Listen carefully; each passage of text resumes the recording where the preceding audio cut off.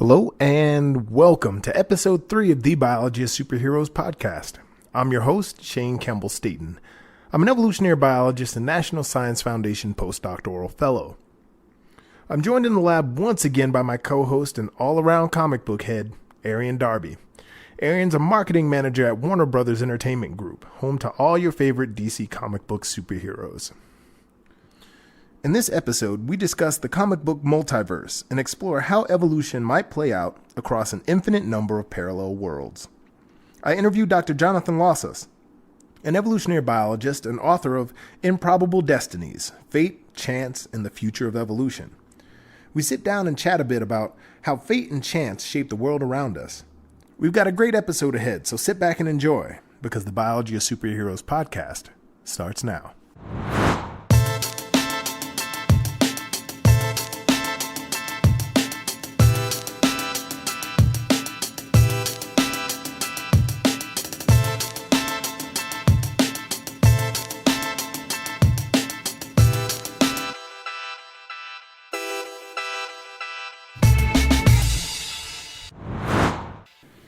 So recently, I actually just got back from a trip to Los Angeles, where Arian lives, and we met up for a bit, hung out, caught up.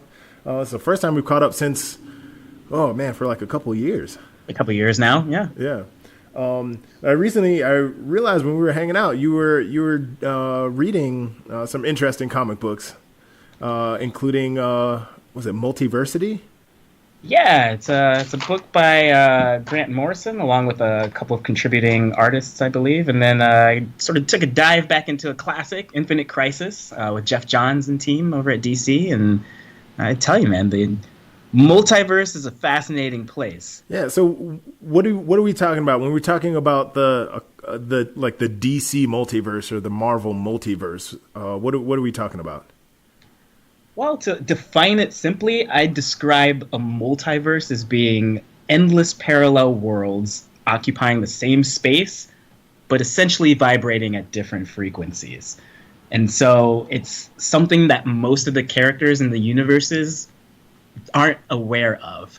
But in certain instances, and under certain circumstances, they can become aware of it. And I think with DC in particular, we've noticed over the course of history, it's often been the Flash characters, the characters in the Flash family lineup. So with the Flashes, you're talking about being able to break down the space-time continuum. They're moving so much faster than the speed of sound or light, and these characters are actually able to essentially transcend the vibrational border of the worlds and cross over and meet each other on their new worlds, in a sense. Okay, So in this case, you have an infinite number of parallel worlds. They're occupying the same space, but they're vibrating at slightly different frequencies, so they never meet each other. Right. But because the Flash is so fast, he can actually change the way that he vibrates in such a way that he can cross over from one world to another. Yeah, and when you're talking about the earlier iterations of the character, he's often just done it by accident.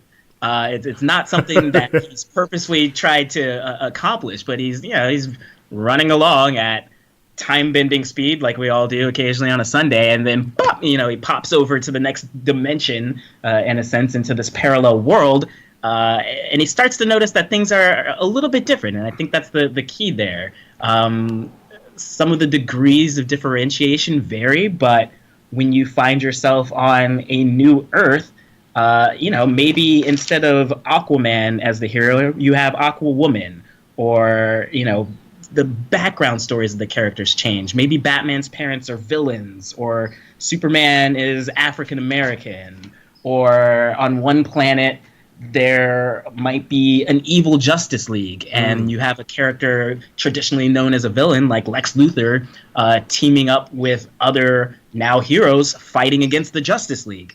And so you have these little quirky permutations over, the infinite amount of, possibilities that could occur, that you'll find on these planets and these other Earths, as DC likes to kind of characterize them. And it leads to new storytelling opportunities and like some really crazy crossover adventures. Yeah, that's awesome. So so my understanding is that this idea of like the DC multiverse specifically actually started with the Flash. What was it? Flash number 123, the classic Flash of Two Worlds. It's like old school from 1961. It was written by Gardner Fox and illustrated by Carmine Infantino. This was like the first look that we get at the DC multiverse. So we get Barry Allen, who is the modern day version of Flash, and he meets up with Jay Garrick, who's what we call the Golden Age Flash. He was actually the first Flash that was written about, the original Flash. And but when they meet up in this sort of classic Flash of Two Worlds, it's not a past meets present sort of thing, but it's this idea of the parallel universes. So Barry Allen occupies Earth 1, Jay Garrick occupies Earth 2, then Barry Allen, again, as a mistake, vibrates at a slightly different frequency and pops into Earth 2, and he's really confused, and it's like, where are all the people I know and all the cities that I know? What is happening? Where am I? And in running around, he finally meets Jay Garrick, and then they team up and go on all sorts of adventures. So this original concept eventually grew to become the multiverse. Yeah, it's very cool. And with DC, you kind of see these big touch points over the course of decades. There's also a book called Crisis on Infinite Earths, that I think was put together by Marv Wolfman and George Perez and Jerry Ordway. And that sort of led into Infinite Crisis, which came out around 2005, 2006. So back in the 80s, after that first Flash sort of incident with multiversity kind of occurring within the DC world, you jump forward from the 60s to the 80s, and you have this big cataclysmic event, which is essentially sucking in all of the known superhero family from DC's roster at that time to handle a cataclysmic, multi-dimensional, spanning, world-ending crisis. So like all the heroes from all the different parallel universes team up to fight this one bad guy.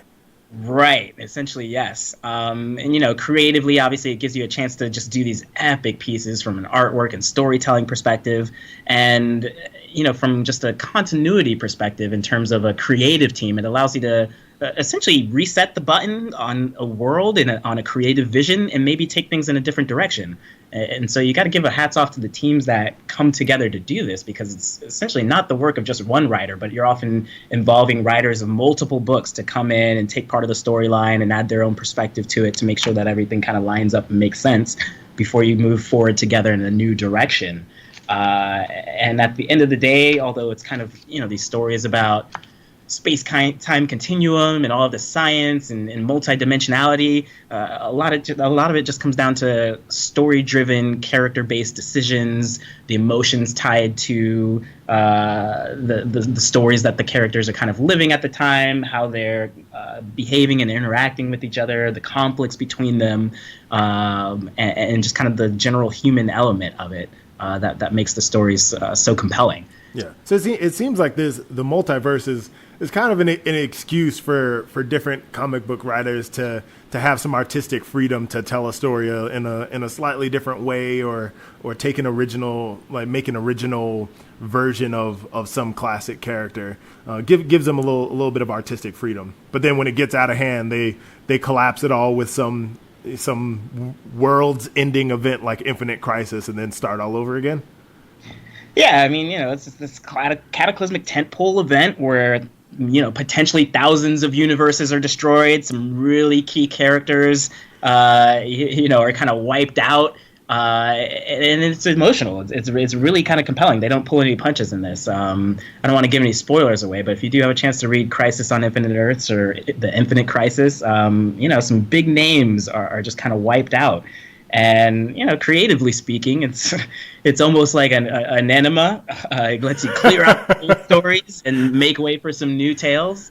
And so it really gives you a clear path to move forward on.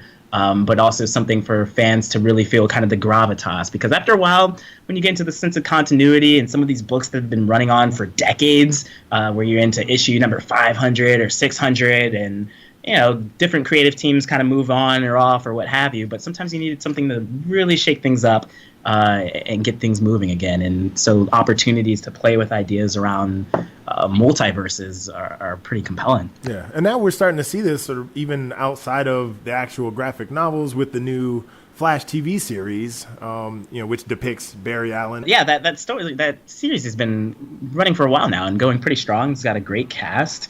And our listeners can maybe correct us if we're wrong in the show notes or online on social media, but I think it's really the first mainstream example we've seen of the idea of a multiverse being presented to kind of a general audience, because it can get a little confusing.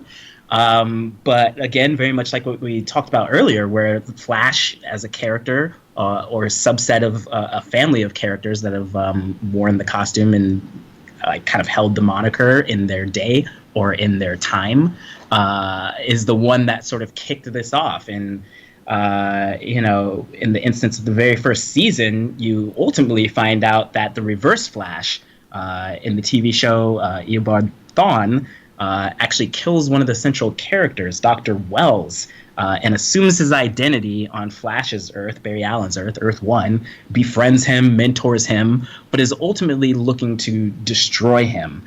And we find out that he essentially has come, across space-time to wipe out his ultimate nemesis.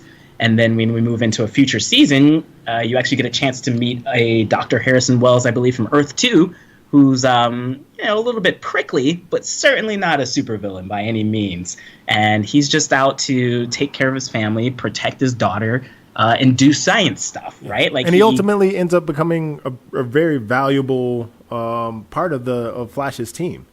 Yeah, 100%. After the trust hurdle of seeing a guy with the same face that tried to kill you not too long ago is passed, however long that may take, he does definitely become a part of the team and an integral part. And when we're talking about some of the parallel universes and how the changes between the two of them could be drastic or minuscule, that is almost kind of like it takes you back to experiences in your own life where you're kind of traveling down one path, and if you think back, well, what if I had gone right? What would have happened? Mm-hmm. Those are kind of the differences there between the universes, because he's a scientist, very much like the Dr. Harrison Wells of Earth 1 was a scientist, but he just wasn't the one targeted to be attacked and killed and have his identity stolen. And it's almost like a glimpse of what would have happened if that other Dr. Harrison Wells might have lived. Yeah, I think that's a question that we all have at some point. It's like, I wonder what had happened if I had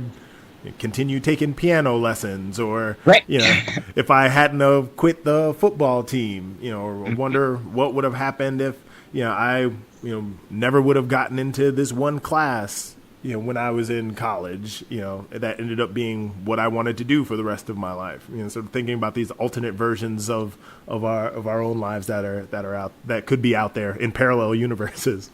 Yeah, and it's fascinating because you can so clearly kind of see, especially the older you get, the different paths you could have taken, and you can kind of envision that, and it's always not too late either. I think on a personal note, sometimes if there's something you ever want to revisit that you did in your past, dig it back up again, especially if you cared about it and you're passionate about it. I think maybe part of that is why we're talking here right now. I grew loving comic books, and I certainly didn't 20 some odd years ago say I'm gonna keep reading these things, because one day when that podcast opportunity comes around with one of my really good friends, I'm on it. I'm gonna be there. I'm gonna be ready. if only we had that sort of forethought. So when I was reading this Flash of Two Worlds, this was really, really interesting for me, because there is this scene where, after Barry sort of jumps from Earth 1 to Earth 2, he finds Jay Garrick, and he's trying to explain, what has happened and where he's coming from. And so I'm actually looking at it right now, and there's this one panel in the first issue. So this is Flash 123. I'm just going to read directly from the panel. And he says, "My theory is Both Earths were created at the same time in two quite similar universes. They vibrate differently, which keeps them apart. Life, customs, even languages evolved on your Earth almost exactly as they did on my Earth. Destiny must have decreed that there be a flash on each Earth. Now, as an evolutionary biologist, this brings up some really, really interesting questions, right? So if we consider the multiverse, right, this infinite number of Earths, on each of these Earths, right, if they were created at the same time, that means you have somewhere between 3.5 and 4.5 billion years of evolution playing out independently on each one of these Earths. So how likely is it that we get such similar results, right? Not only do we get the same species popping up on each Earth, but in some cases we get the same individuals popping up on each Earth with slightly different variations. And it brings up this really interesting question of what are the roles of fate and chance in shaping the world that we live in? So I recently took a trip back to my old stomping grounds at Harvard, where I did my PhD, and I sat down with my PhD advisor, Jonathan Losos. I actually gave him a copy of the classic Flash of Two Worlds, and he read it, and we had a bit of a chat about it from an evolutionary perspective. So let's start off by just getting a little bit of background on Jonathan and how he got into what he does. How did you get into biology as a field? Well, like most little boys, I was fascinated by dinosaurs. And so when I was 5 years old, I had a basket full of plastic dinosaurs that I took to nursery school with me. And I was actually kind of legendary for my dinosaurs and my dinosaur knowledge. And then as I got older, I became interested in living reptiles. And I had lizards as pets. And I actually convinced my mother that I should be allowed to have a small alligator, something called a caiman from South America, as a pet. And so I got them, and they were nasty little critters, but fascinating. And so the more as I grew up, the more I knew about reptiles, just the more fascinated I became. And so when I went to college, I thought, well, I'll study biology and see if I really continue to like it. And it just built and built and built. And so it really all goes back to dinosaurs. I've always been fascinated by animals and reptiles in particular. And so the more I've learned, the more fascinated I've become. I study reptiles now. And when people meet me now, I'm 55, the few people still around who knew me when I was 5, they say, oh, yes, of course that's what you're doing. It makes perfect sense. That's amazing. Had about as linear a career trajectory as anyone I know. And so tell me about your career now.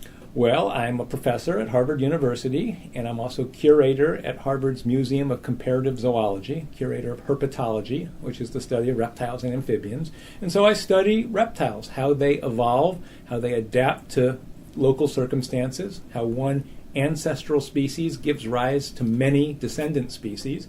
And so I study the evolutionary diversification of reptiles, particularly one type of reptile, a little lizard called an anole lizard.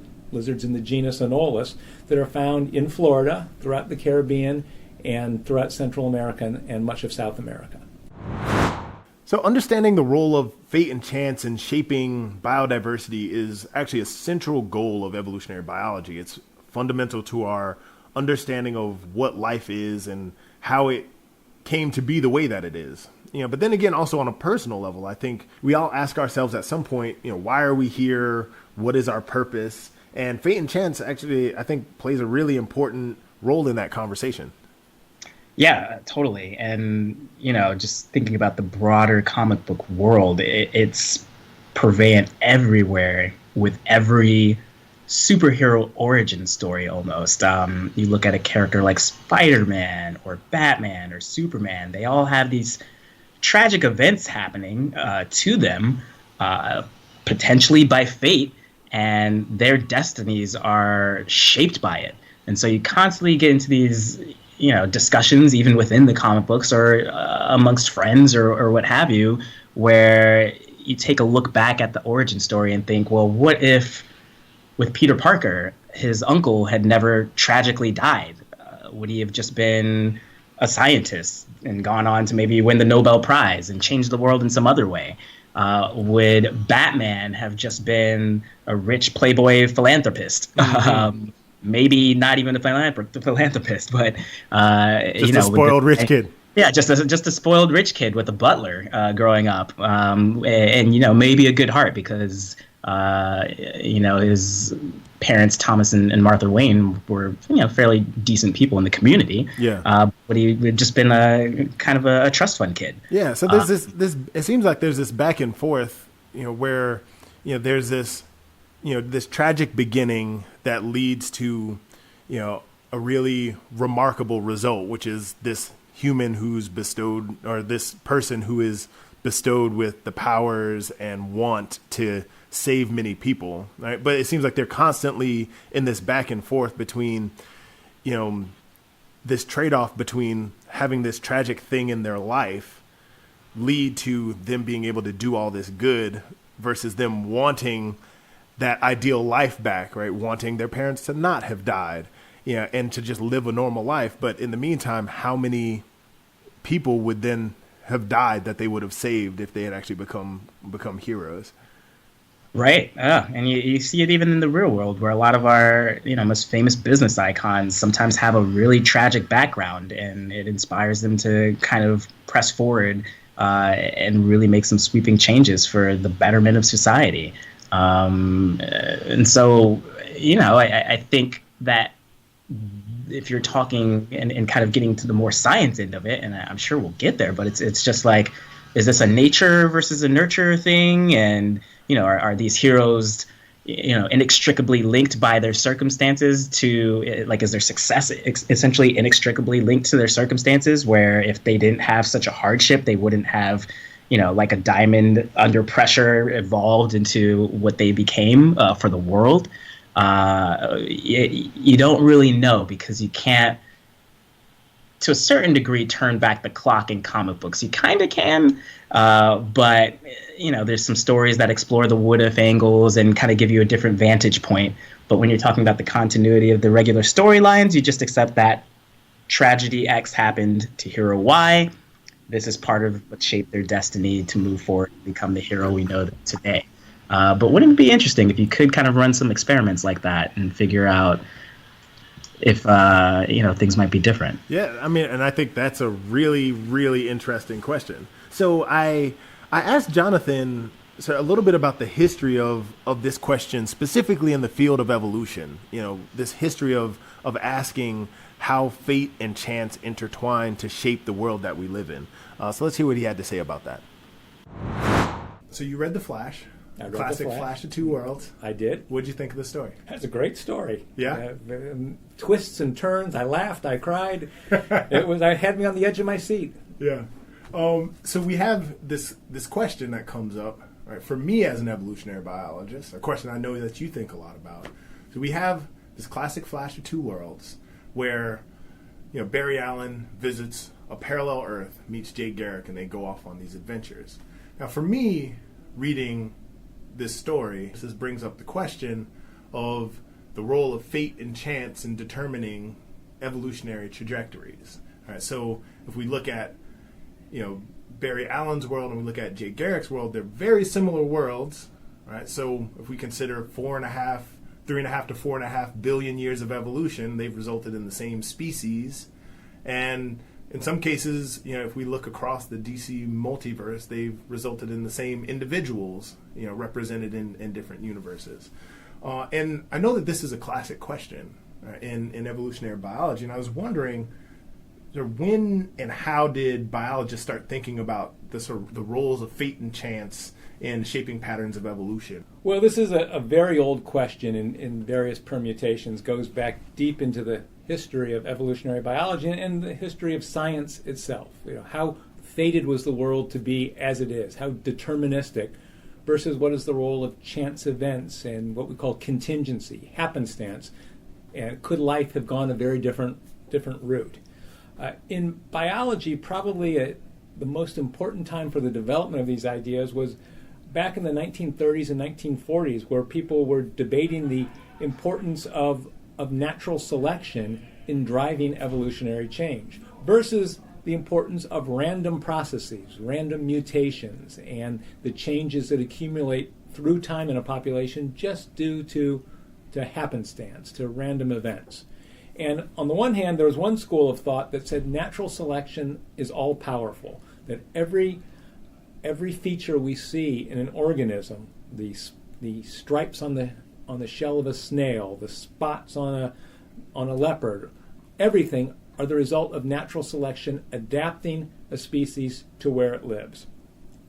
On the other hand, there were some who argued that a lot of the differences we see among species are just random, that a mutation happened to occur in one population and not another, and for just by chance, that mutation became established in the population. And so that the differences between species might have no adaptive significance. And so the argument was, to what extent are the differences we see between populations the result of natural selection versus chance processes? And so that's been a long-running debate in evolutionary biology, and it doesn't go away. Just when the pendulum swings one way, the new data send it back the other. Probably the most influential idea, at least in the last few decades on this, has to do with the famous evolutionary biologist Stephen Jay Gould, who basically had a thought experiment. He said, suppose that we could go back in time and start again, that we could, his metaphor was we could replay the tape of life and start again from the same circumstances,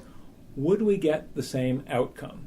And his argument was that no, we wouldn't, because there are just random events that occur that might send life in a very different direction. The occurrence of one mutation instead of another, or just a gust of wind, a hurricane, a chance event causing one animal to survive and not another one, might change the evolutionary trajectory so that the outcome might be very different. And so his argument was, if you replay the tape of life, you'd get a very different outcome.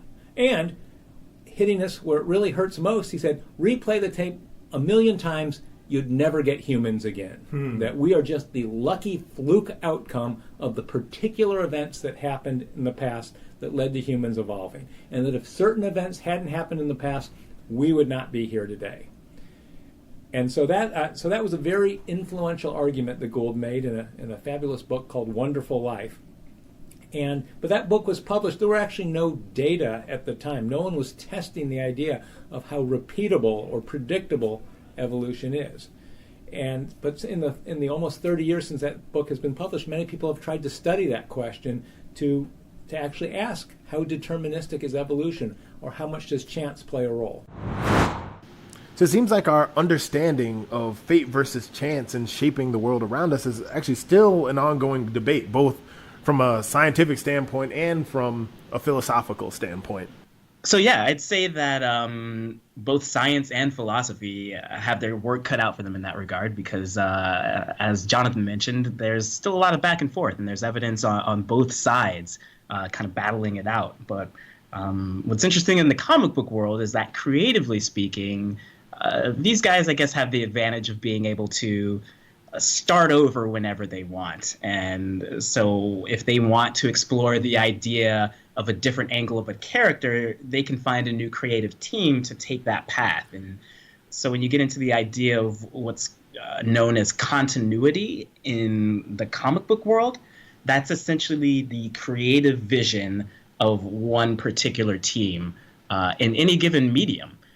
Because there's continuity in the comic books across different titles that may be reflected upon the same character, or there's continuity across different mediums such as comic books and television and movies. And so when you take a look at the origin story of Batman from Christopher Nolan's world versus maybe that was like Batman Begins and Batman Dark Begins, Knight Rises, The Dark Knight, essentially the Dark Knight trilogy, versus something like the animated series back in the 90s, or even the original TV show back in, it was like the 60s or like 70s. Adam West, and all of that. So it's a completely different take on the character and a completely different creative vision. So they have free range to actually rewind the tape and play it back again. All of that. It comes with its cost too, because then you get into the classic, nerd battles of, this is the origin, or this is the best story, or or people are just kind of like, I thought Peter Parker was this, but like I just saw the movie and it's this and that happened. And, from a comic book perspective, you just have to kind of accept the different variants and interpretations of a character and trust that creatively over the course of time, everyone's kind of keeping the spirit alive of what the original essence was. So when we consider the repeatability of evolution, this can have very important consequences for society and our everyday lives. For instance, when we think about infectious diseases, things like influenza or Ebola, when we administer vaccines to a population to rid ourselves of these diseases, we also give them a chance to adaptively respond to that vaccine. This is what leads to the evolution of antibiotic-resistant strains. The same applies to pesticide-resistant pests that eat millions of dollars of food crops every year. But if that process of evolution is repeatable, that means that it's predictable. And if we can predict it, we can implement plans that help us stay one step ahead of it in this evolutionary arms race. And that one step can mean saving thousands of lives or feeding thousands more people. Yeah, so essentially the comic book world just has it a little bit easier than the science and philosophy world. And the creators at any time can just come together and essentially reboot the story and retell things. And so you'll often see with the concept of continuity, to keep the story fresh and compelling, especially for a modern audience, creative teams will come together and say, hey, you know what? We want to tell the origin stories of a character like Spider-Man again, but for a modern setting and a modern time. And we'll put our own spin on it. And that can lead to a slightly different permutation of the path that the character travels down because of the introduction of new technologies and ideas and thoughts from the broader world that weren't necessarily available at the time of the original origin story. So that's why I think part of the reason why these characters are so endearing for so many generations over so long of a time period is because they're constantly pumped with relevancy across different medium, whether it's the comics themselves or television, movies. The stories are constantly adapting to the times. Yeah, so this idea of the multiverse essentially gives an opportunity to retell a classic story in a modern framework and make it relevant to particular goings on, that are happening in the world around us. Yeah, absolutely. Multiverse is like a big reboot button. Yeah, exactly. And I think in that sense, comic book writers actually have it pretty easy in the sense that they can actually just go back and rewind things and start over and retell a different story. But biologists, we have it a little bit harder because we just have this one world, right? I mean, that we know of. That fair enough, that we know of. But within the bounds of our knowledge, we only have this one world, this one origin of life. So then how do we actually go out and use what we have at hand to ask or to answer this question of fate versus chance? So when we go out into the real world, what does life actually tell us, and how do scientists study this? So I asked Jonathan a little bit about this. Let's hear what he had to say. So Stephen Jay Gould poses this question of, if we replay the tape of evolution, do we get the same result? And his argument is that no, there's a huge component of chance. What does the actual data tell us about this? So when Gould proposed this idea, he said, this is a thought experiment. We can't actually do this. But what we would like to do, if we could, would be to rewind the tape, to go back in time and let evolution start again. And of course, you can't really do that.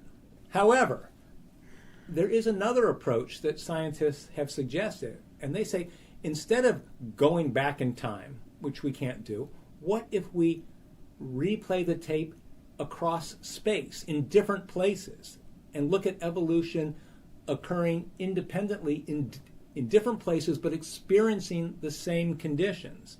And so you're not going back to one environment and doing it again, but you're just doing it at the same time in multiple environments. And so the idea is, look at species adapting to the same situation in different places and see if they evolve the same way. And the argument is that is like replaying the tape. And that, in fact, is what my own research has done. I study lizards that occur on islands in the Caribbean, and in particular on the large islands of the Caribbean, what we call the Greater Antilles. That's Cuba, Hispaniola, Puerto Rico, and Jamaica. The lizards I study, the anolis lizards, have independently colonized each one of those islands. And on each one of these islands, they've diversified from one ancestral species to a variety of different species adapted to using different parts of the environment. So these are kind of like our parallel worlds. They're parallel worlds. That's exactly right. Okay. They're parallel worlds, and they're also, in a sense, replays of lizard evolution. Mm-hmm. We're replaying it 4 times on different islands. And so we can compare the outcome of that evolution on the 4 different islands and ask, have they evolved in the same way on each island? And it turns out that they mostly have. That there are, for example, on all 4 islands, there's a species that lives on little twigs, and it has very short legs that adapt them for moving carefully on narrow surfaces. And if you saw these lizards, you'd say, they're the same thing. They look very similar. But they're not. They've evolved independently on each island. And there's another type on each island that lives up in the treetops, in the canopy. And they have very big toe pads, and they're green in color to blend in with the leaves. And again, on all 4 islands, there are very similar species, but they're not closely related. They've independently evolved to occupy that ecological niche. And so the same thing is true of many of the different types on these islands. The same set of habitat specialists has evolved each time. And so in these multiple universes of lizard evolution, the same outcome, for the most part, has evolved in each place. Yeah, so in that sense, what we're seeing in the Flash of Two Worlds, right? If we have these 2 parallel worlds that have been evolving for a really long period of time, apart and separate from each other, the fact that we get very similar results is not necessarily that surprising? No, that we do see examples of this occurring, like the lizards, where evolving in very similar situations, the same outcome results. So, yes, there is certainly a precedent for this. And surely the comic book writers must have been thinking of these lizards when they wrote their books, their comic books. Okay. So Jonathan mentions this very interesting group of lizards, anolis lizards, and this is a group that I spend a fair amount of my life working on as well. This group shows a remarkable level of repeatability in their evolution, driven by natural selection. And this is a pattern that's commonly referred to as convergence. So natural selection has driven these species down a very specific trajectory over and over and over again to get the same result independently several times.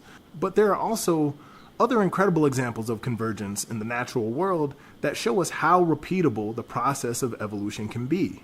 So several bird species, like Darwin's finches of the Galapagos, have evolved similar beak shapes independently. Cichlid fish in the Rift Lakes of East Africa have evolved very similar body plans several times. Even across very distantly related species, if we consider the wings of bats and birds and even pterodactyls, they are remarkably similar despite evolving independently from one another.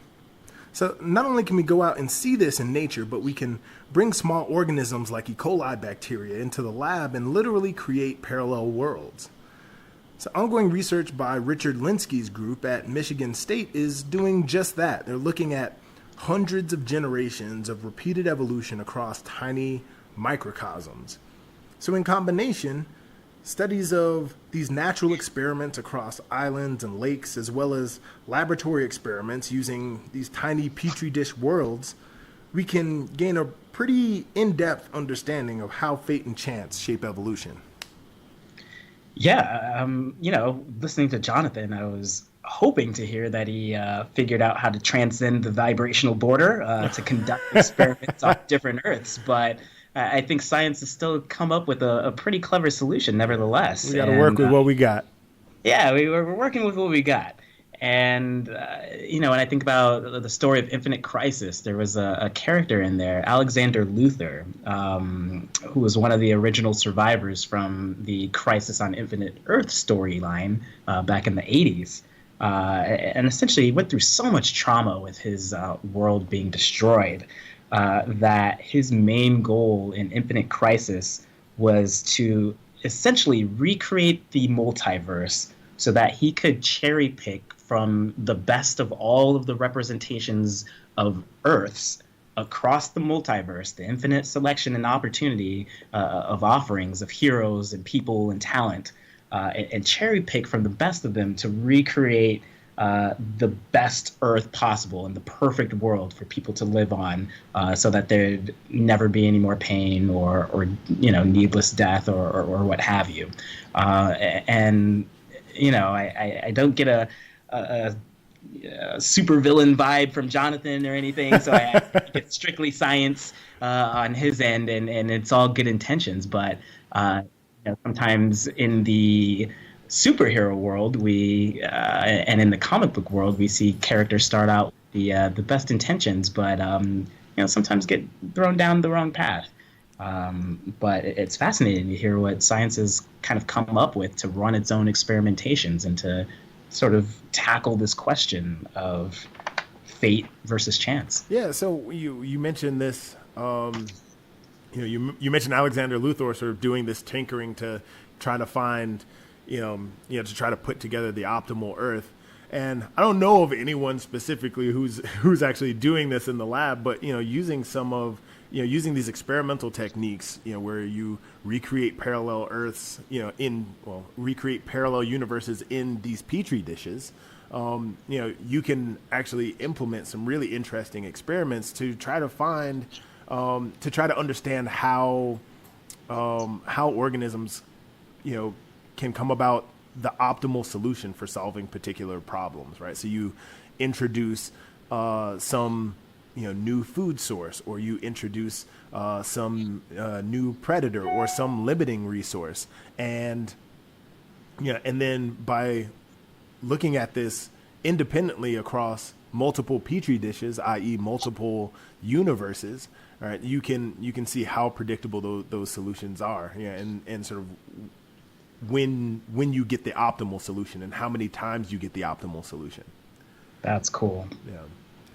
So on the flip side of things, we also see some very intriguing examples of one-off events that have happened, in the natural world. So things have evolved that we never saw before and we have never seen since. And I think these also provide really interesting insight into the process of evolution. So I asked Jonathan a little bit more about this. Let's hear what he had to say. You have this system of anoles that have done this pattern of convergence, right, where you get the same result playing out multiple times. Is this a one-off? Well, that's a very good question, because one could also cite examples of the exact opposite, that when you look at species evolving in two different places, they don't look at all similar. So, for example, look at Australia and look at some of the crazy animals that have evolved there that don't look anything like animals anywhere else. Like the platypus. Like the duck-billed platypus, the world's greatest animal. This is an animal that lives in streams, and it goes swimming, it dives down to the bottom, and it roots around with its bill, similar to a duck's bill, looking for crayfish and other invertebrates to eat. It's got very thick fur, it's got webbed feet, it's got a powerful tail. The males have poison glands on their hind legs. Well, there's no animal in the world anywhere that looks at all like a platypus, and yet the place that it lives, in streams eating crayfish, there are plenty of animals around the world, here in North America, in Europe, elsewhere, that live in the same habitat, but they haven't evolved the same features. Or for another example, look at the kangaroo. The kangaroo is a grazing herbivore. It's sort of the equivalent of deer in North America, but it looks nothing like deer. Or the koala. There's no parallel with the koala. So in this case, you could say that there are many animals in Australia that have adapted to the same situations found elsewhere, but in very different ways. Or can I give you an even more extreme example? Oh, yeah, please. New Zealand. So New Zealand broke off from Australia maybe 80 million years ago. And today, there are almost no mammals on New Zealand. The only mammals, there are a few species of bats and a few species of seals that haul up on the beaches. But other than that, there are no mammals. And so New Zealand is ruled by birds. And so they have evolved to be the predators, the herbivores, the grazers, and they don't look at all like, say, what you'd see on the plains of Africa or the mountains of the Andes. They're a completely different ecosystem, unlike anything else.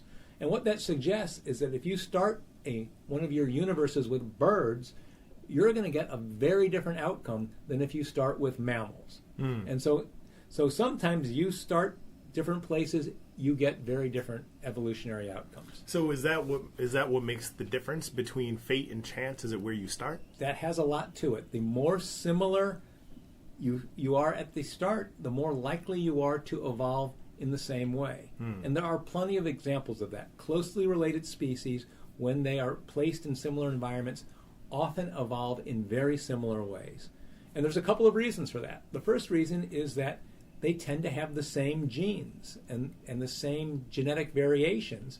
And so since evolution works by natural since natural selection works by favoring some variation over others, if two species have the same genetic variance at the outset, they're likely to evolve in the same way.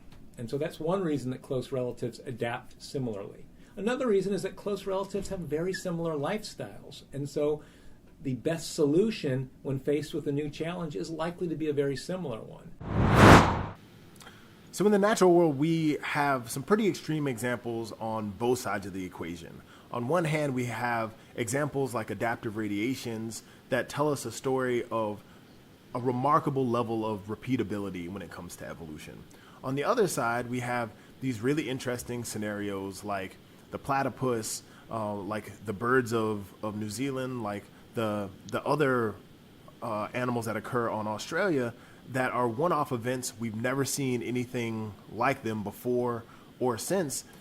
And now where we are, at the forefront of the field is we're trying to ask, how do fate and chance actually intertwine to create what we see in the natural world? How do they interact at different levels of biological organization, right? So when we consider mutations all the way up to aspects of form and function, how do fate and chance play out at each of these levels, to create what we see in the natural world? So even in the case where you see the same features popping up over and over again in order to solve a very specific problem, are those features, do they pop up the same way because the same gene networks are being manipulated in order to create those features?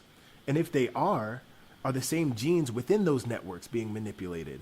And is it the same mutations in those genes that are being manipulated to lead to these patterns of form and function, that we see popping up over and over again in the natural world? So this is a really complex question that we're only now able to approach in depth, from the level of individual mutations all the way up to aspects of form and function. And this will give us an integrative and in-depth understanding of how fate and chance work together to shape life on Earth. And I think that has really important implications, not only for species diversity and conservation, but also for our own lives. When we consider the diseases that affect us throughout our lives, when we consider the organisms that we depend on for many different functions, from food production to the plants that generate the oxygen that we breathe. All these things considered,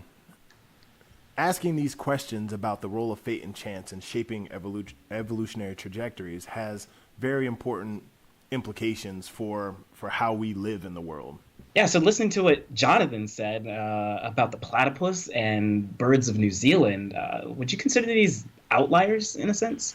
Yeah, so I think they're definitely remarkable examples of one-off events, right? So I mean, the platypus is absolutely one of the most extreme creatures that has ever been produced in terms of form and function, but in terms of like fate versus chance, I mean, we see even amongst twins, right? So two individuals that have more or less identical genomes, we still see that there can be a remarkable set of differences between the two, right? So even even when you have the most extreme case of similarity, right, you can still end up with slight differences. Wow, yeah. And just in the comic book world, I guess you have some of these remarkable incidences as well in terms of just the different universes and worlds that you can encounter. Because, oftentimes when you think about the concept of multiverse, a lot of the examples that pop up are these slight tweaks and variations. And then at times they can be a little bit more extreme. I know in the Multiversity limited series with Grant Morrison, he kind of paints this description of what they're calling Earth 7 as a literal hell world, where it's almost as if the whole universe caught a disease and, I think they described it as stinking like rotten meat. Earth 7 is actually worse than that description, is how they kind of... It's like, whoa, what could possibly be produced of that? Or another world where it's so badly out of tune, the laws of physics are just like they've been disabled, and it's like all of reality has been broken, and just these kind of mind-bending concepts of, okay, well, what does that mean in terms of the heroes or people or beings otherwise that are kind of being produced there, and then even just in terms of who lives on the worlds themselves. Like I mentioned earlier, there's Earth Prime, where literally there's only one superhero in that universe, and it's Superboy, Superboy Prime, that he's known as in the comic books.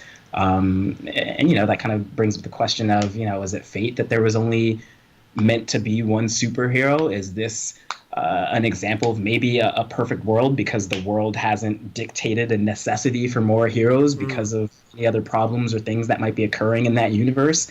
There's a lot of angles to go with it. Yeah, so I really like, you brought up this idea that like fate seems to be a major driving factor in the comic books. Even in the Flash of Two Worlds, we see it seems to be pretty fate driven, right? Given that quote from Barry Allen, it seems like there was fated to be a Flash in each world.